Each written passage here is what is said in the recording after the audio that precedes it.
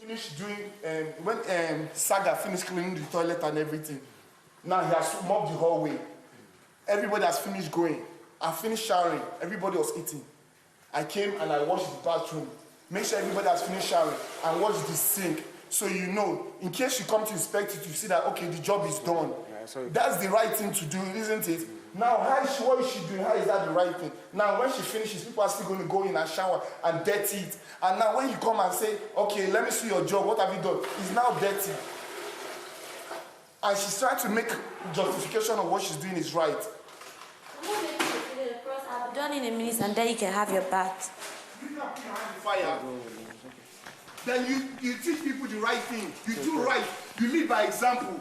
You say that's what everybody has been doing. If people are doing bad thing, you want to do it. Why were you not screaming at other people, Cross? It's okay.